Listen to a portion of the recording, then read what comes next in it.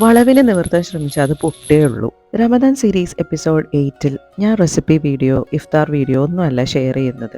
പകരം ഞാൻ വായിച്ചപ്പോൾ എനിക്ക് ഡീപ്പായിട്ട് സ്ട്രൈക്ക് ചെയ്ത ഒരു ഹദീസാണ്. നമ്മൾ വീട്ടിൽ ഒരു സ്ത്രീയെ ഡെയിലി കാണുന്നുണ്ട്. അത് ഉമ്മയായിരിക്കാം, വൈഫായിരിക്കാം, സിസ്റ്റർ ആയിരിക്കാം. രാവിലെ എഴുന്നേറ്റ് ബ്രേക്ക്ഫാസ്റ്റ്, ലഞ്ച്, കുട്ടികൾ, വീട്, അങ്ങനെ ചെറിയ ചെറിയ റെസ്പോൺസിബിലിറ്റീസ് എല്ലാം മാനേജ് ചെയ്യുന്നത് അവരാണ്. ഇതൊക്കെ എല്ലാവരും നോർമലായിട്ട് കാണുന്ന കാര്യങ്ങളാണ്. പക്ഷെ അതിന്റെ പിന്നിൽ എത്ര ക്ഷമയും സഹനവും ഉണ്ടെന്ന് പലരും ചിന്തിക്കാറില്ല. അപ്പോഴാണ് ഞാൻ നബി സല്ലല്ലാഹു അലൈഹി വസല്ലമയുടെ ഈ ഹദീസ് വായിക്കുന്നത്. സ്ത്രീകളോട് നിങ്ങൾ നന്നായി പെരുമാറുക, കാരണം അവർ സൃഷ്ടിക്കപ്പെട്ടിട്ടുള്ളത് ഒരു വാരിയലിൽ നിന്നാണ്. വായിക്കുമ്പോൾ സിമ്പിളായിട്ട് തോന്നുമെങ്കിലും അതിനൊരു ഡീപ്പർ മീനിങ് ഉണ്ട്. അള്ളാഹുവിന് ഒരു പുരുഷനെ സൃഷ്ടിച്ച അതേപോലെ തന്നെ സ്ത്രീയെയും സൃഷ്ടിക്കാമായിരുന്നു. പക്ഷെ അള്ളാഹു അതിനു വേണ്ടി ചൂസ് ചെയ്തത് ഒരു വാരിയലിലാണ്. ഒരു വാരിയലിൽ എന്താണ് ചെയ്യുന്നത്?